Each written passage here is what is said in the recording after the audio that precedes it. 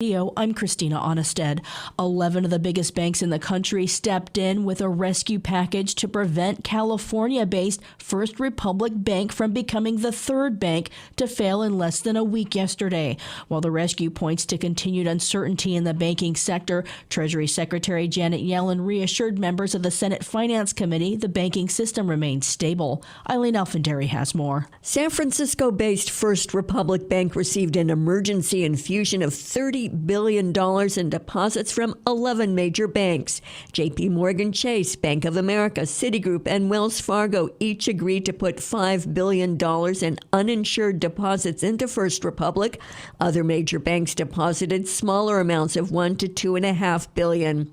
First Republic largely catered to wealthy clients, many of them billionaires, as did Silicon Valley Bank. In recent days, those large depositors began to withdraw their cash, risking a similar run as the one that crashed Silicon Valley Bank.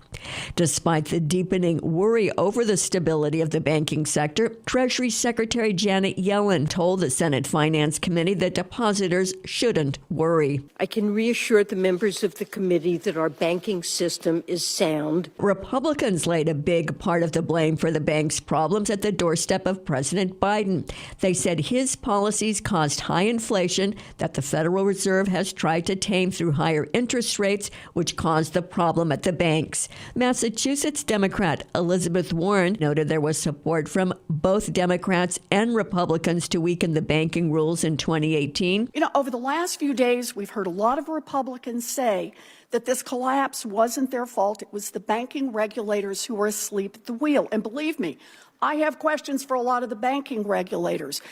But Congress handed Chair Powell the flamethrower that he aimed at the banking rules. I'm Eileen Alfandary. Parent company of the failed Silicon Valley Bank, SBV Financial Group, is filing for Chapter 11 bankruptcy protection. It failed last week. The Senate has taken a first step towards repealing two measures that give open-ended approval for military action in Iraq.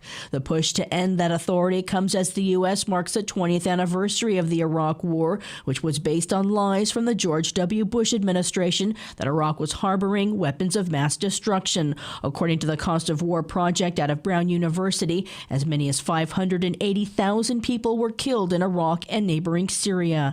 Senators voted 68 to 27, with 19 Republicans joining all present Democrats to move forward with repealing two Iraq war authorizations. Senate leader Democrat Chuck Schumer of New York and Republican Todd Young of Indiana both spoke in favor of the bill. The United States, the nation of Iraq, and the entire world have changed dramatically since 2002. And it's time the laws on the books catch up with these changes. The Iraq War has itself been long over. This AUMF has outlived its purpose and we can no longer justify keeping it in effect. I think many Americans will be surprised to learn that these authorizations for use of military force, or AUMFs, especially the 1991 Gulf War resolution, are still on the books. Zombie resolutions. They have fulfilled their purpose, and now they should be removed from our law.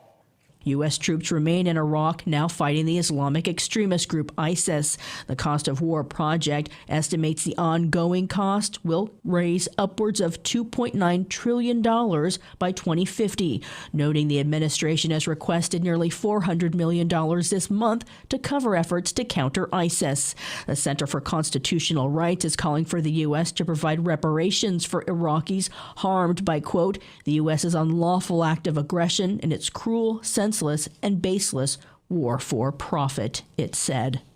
Peace groups will mark the 20th anniversary of the U.S. invasion of Iraq with actions across the country Saturday, including the nation's capital, where Professor Noam Chomsky, the Green Party's Jill Stein, and others will call for peace in Ukraine and for an end to NATO outside the White House at 1.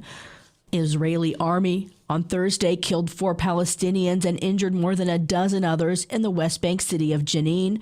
Rami Almagari has more. The Israeli newspaper Haaretz said that video showed an Israeli soldier shooting one Palestinian at point-blank range to ensure he was dead. Dr. Wissam Bakr is head of the Jenin government-run hospital. يعني حقيقة هو يوم دموي In fact, it was a bloody day. We had 4 people martyred and more than 20 others wounded. One of those wounded is very critical, with an injury in the head and was transferred to the hospital. Others suffered injuries to the abdomen. They have undergone surgeries and are now stable. The rest of injuries were to the arms and legs. Some will need more surgical care.